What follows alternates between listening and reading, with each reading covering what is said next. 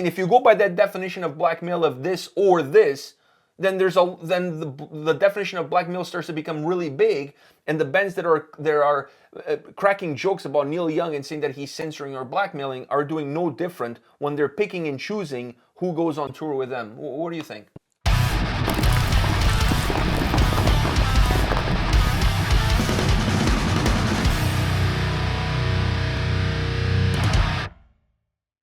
Welcome to another episode from Takedowns to Breakdowns with A&P, and today we're here to talk about Spotify. Not to talk about Joe Rogan, not to talk about Neil Young per se, but considering how many bands are leaving the platform because of what's happened between those two, it got me thinking, are there bands out there that would push me to leave a platform just because their music is no longer available on it?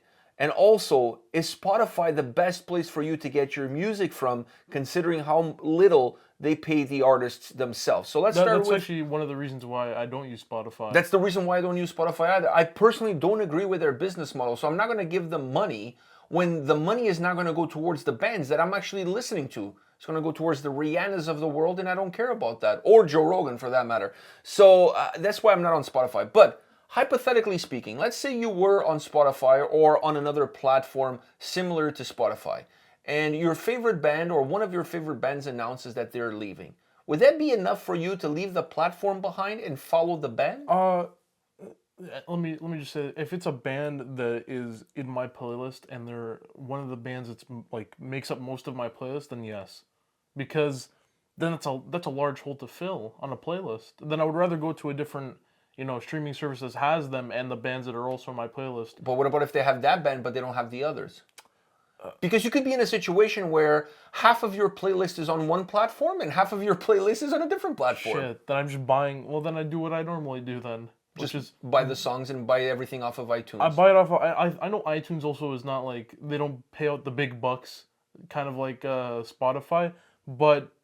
I think it's completely different too. It's a different format. It's a different format, and I'm actually buying their music. I'm not buying a subscription. Your money is actually going towards that band. Yeah, it's not like It's not like they're getting such a small percentage compared to Spotify. They're getting whatever they sell. Exactly. All right. And I'd much rather do that. So I'm with you. I got around to think about this topic and all the bands that I listen to. And I'm a big fan of actually owning the music and listening to the music on my phone, as you know, and then creating my own individual playlists. I'm not a fan of Spotify because, like I said earlier, I don't agree with their business model, so I'm not going to support a platform that I don't feel supports the artists that are in it. But if I was on Spotify or if I was on Deezer or Geezer or whatever all those other platforms are, and one of my favorite bands, either be Slayer or Wintersun or Insomnium or whoever, Napalm Death, Metallica, you can go on and on. If one of them announced that they were leaving, I don't think that one band leaving would be enough for me to leave with them, unless the reason for them leaving was a reason that I felt really strongly about, like similar to the fact that I don't agree with the payout terms on Spotify. I think I would have to see a conglomerate of my favorite bands leaving in order for me to have that same idea of going whatever it is that they're going to. And I would have to hope that they're all going to the same place. Yeah. Because if you're a fan of just streaming the music and not actually owning the music, then you kind of want all of your bands together in one spot. Because then you have to pay two different subscription plans. Yeah, but then your playlists are completely screwed because then you have to have a playlist for every single platform. That's why I buy. Not only my metal stuff, like even like other music I like to enjoy. I just buy it from iTunes. I'm starting to think that the music industry is going the same way as the movie and TV show industry, it's just streaming. Like if you want to watch something from Disney, you have to have Disney Plus. If you want to watch something from somewhere else, you have to have Netflix. From somewhere else, you have to have Crave. You end up with 4 or 5 different subscriptions to different platforms just so you can get everything that you want. The main difference with those is that there's no real playlist. It's not like everything. It's more on the individual basis. So if you want to watch one thing, you go to one place. You want to watch another, you go to the other. When it comes to music, it's a little bit different. Yeah. Me personally, I don't think there is one single artist out there that could make me want to leave a specific platform, but a group of artists, totally. I mean, if 4 or 5 of my favorite artists that I listen to on a regular basis are no longer on that platform, what am I doing there? I feel like for me, the number is even lower though. For me, it's like even 2 or 1. even like if one band left, it would be kind of like, it would be sad because there are, especially if it's one of my favorites that leave or in their high rotation, like Fit for an Autopsy's a high rotation on my playlist. Like so many songs are in my playlist. If they left whatever streaming I was a part of, I'd be really sad and I'd probably want to go to a different streaming that has them on it just so I can add them back to that playlist. Or say what we said earlier, which is find a platform that allows you to purchase the music like iTunes, and then you can just create your own playlists. And that way you can actually have everything that you want together in one spot, not having to worry about leaving or not leaving. And you feel like your money is actually going towards them, not going towards somebody else while you're listening to somebody else's music. Because Spotify is kind of weird. You could be listening to 𝗙𝗢𝗎𝗪 all day long, every day of the year, and your money is not necessarily going to 𝗙𝗙𝗎𝗪𝗪. Your money is going somewhere else. So they don't really get the pay-per-play, if you will. And I think that's one of the problems with Spotify, in my humble opinion, and that's one of the reasons why I'm not with them. But I just find it interesting that a lot of bands are now piggyback off of what Neil Young did, and they're following suit. And every day there's a new band announcing that they're leaving the platform and going somewhere else because in solidarity to what Neil Young did, which I think it's amazing that bands are sticking together. I just wish that bands were leaving the platform because they finally realized that the platform is not paying them enough. Yeah, that's the part that I find like... Yeah, it's like, guys... What are you waiting for? I understand the whole Neil Young situation and everything, but that shouldn't be the only reason why you're packing your bags and leaving. You guys should also realize, listen, they're not paying you that much.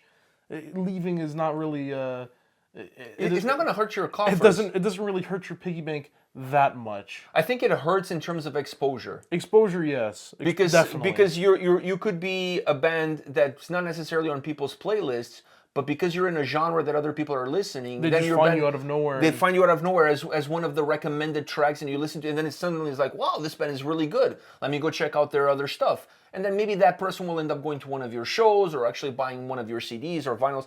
I think Spotify is almost becoming just a center for exposure, because a lot of the bands that we listen to don't really make money off of Spotify. Yeah, I find most of the bands either from videos we do or even like YouTube recommends me. Like, YouTube does what Spotify does. I'm listening to a song on YouTube, and then on my recommended, there's a song I've never heard before from a band I've never heard before, and I click on it, and boom, it's one of my favorite bands.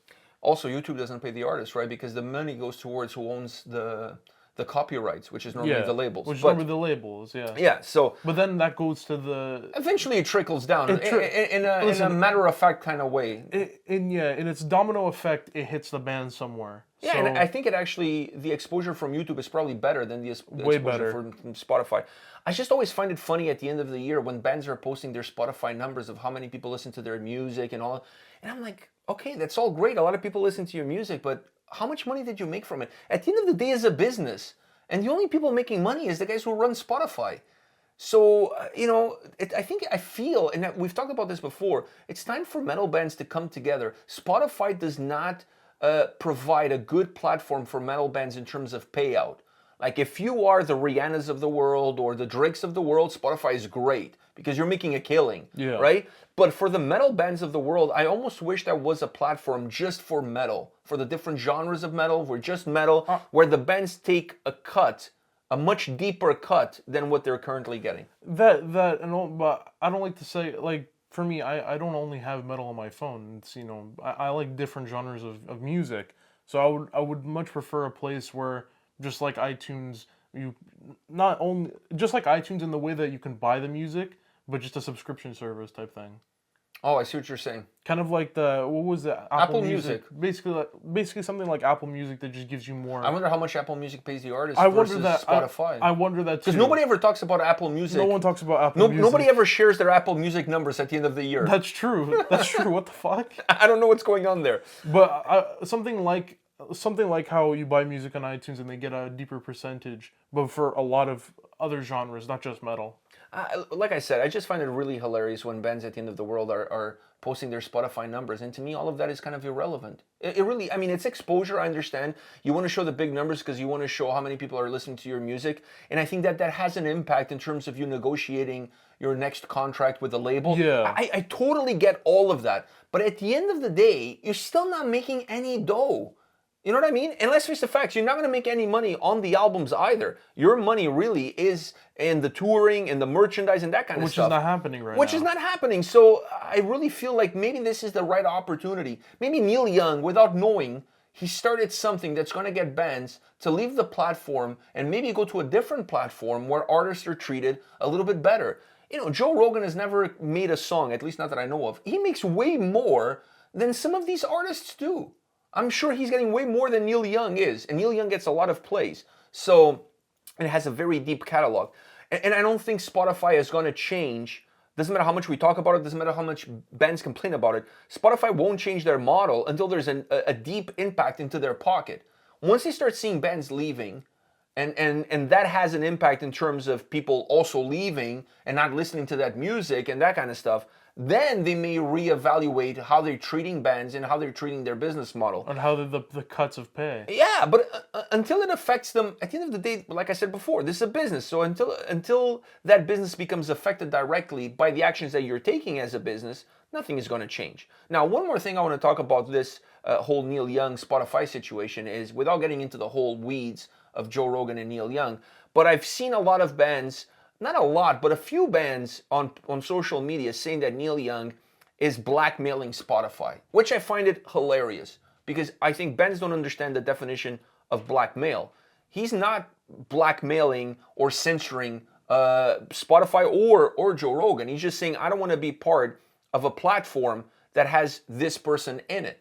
You know what I mean? I see it, and I want to get your take on this. I see it no different than a band saying, well, if there's a neo-Nazi band playing at this festival, I don't want to play at that festival because I don't want to be It's either them or me. It's either them or me. Like, I mean, if you want to have me playing there, then they can't play there. If you want to have them playing there, then we're out. We're not doing it. It's just kind of just giving you a choice here. I think it's a choice. I don't think it's blackmail. I honestly don't. And I don't think it's censorship either. Because some people are saying that he's trying to censor Joe Rogan. No, Joe Rogan can talk whatever he wants to talk, but he's not going to talk on the same platform where I have my music because I don't agree with his views. I honestly don't see where bands are coming with this angle, because a lot of these bands, they also pick and choose who goes on the tours with them. So if they don't pick a band, are they censoring that band? Or are they blackmailing bands when they say to the bands, hey, if you want to go on tour with me, you have to pay X amount of money, you have to do this amount of work, and you're only getting these many minutes to play your songs? Isn't that blackmail too? I mean, if you go by that definition of blackmail of this or this, then the definition of blackmail starts to become really big, and the bands that are cracking jokes about Neil Young and saying that he's censoring or blackmailing are doing no different when they're picking and choosing who goes on tour with them. What do you think?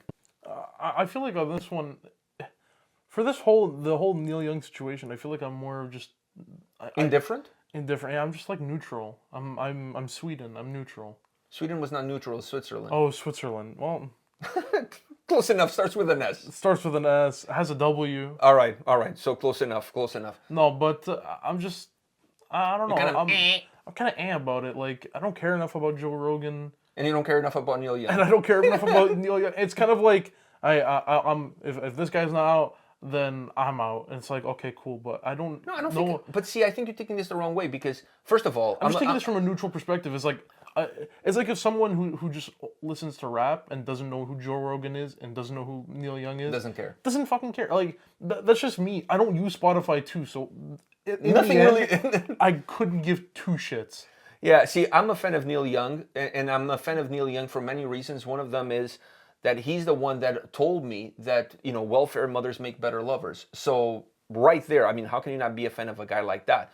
So I'm not on Spotify. I don't care about Joe Rogan. I care about Neil Young, but not enough to subscribe to Spotify so then I can cancel my subscription and leave Spotify. Exactly. Because that would be the ultimate. That is the you give them the $9. And then you cancel. And then you move out. So I'm a little meh about the situation, but to me now is the lack of solidarity of some of the bands towards what Neil Young is doing.